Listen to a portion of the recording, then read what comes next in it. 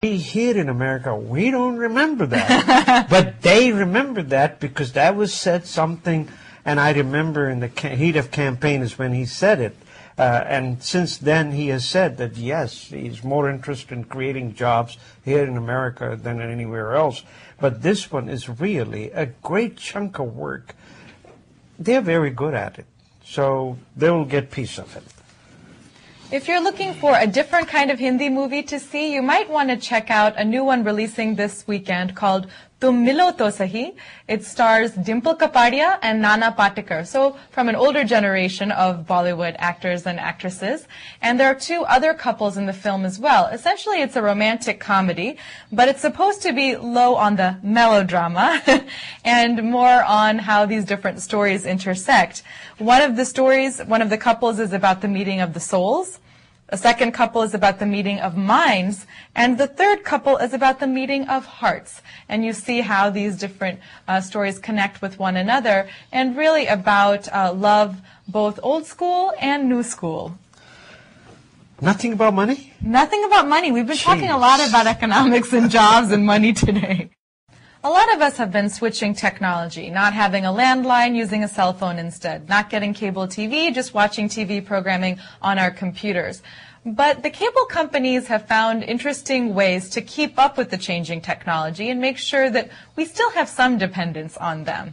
So some cable companies like HBO required that you put in your subscriber number in order to access HBO programs on the internet.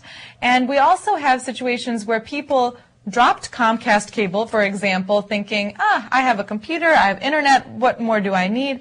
But then they really missed being able to watch television. It's really different watching something on your laptop screen versus on the bigger screen, and the program availability is still somewhat different. So as much as people seem to be moving away from television, cable's definitely put its stake in the ground that we can't necessarily live without it quite yet. And we spend so much time in the U.S. thinking about the internet and how that's revolutionizing the world. And in many ways, that's true. But there was an interesting piece in Time magazine about how TV will actually change the world. Because even though we focus a lot on having access to the internet in developing countries, it's really a growth in televisions that is making a big difference in people's lives. In, for example, the developing world in 1995, 45% of households had a TV. But in 2005, 60% of households had a TV. Just in those 10 years, you saw this big jump. So what difference does it make? How is that changing the world? Well, for example, in India, when cable TV reaches villages, it has a big impact on women's lives. Women are more likely to go to the market without their husband's permission, and less likely to want to have a boy than a girl. They're more likely to make decisions over child health care and less likely to think that their husbands have a right to beat them. So these are some really amazing messages that women in poorer parts of the world are getting just from watching television. So yes, the internet's important, but think about the impact that TV has had not only on this culture, but all around the world. Also remember, watching television, sitting at the couch and becoming a couch potato is going to be worldwide. Women can go to the shopping areas and the others because the husband is sitting on the sofa watching television, watching the games all day long. And that's how you get freedom.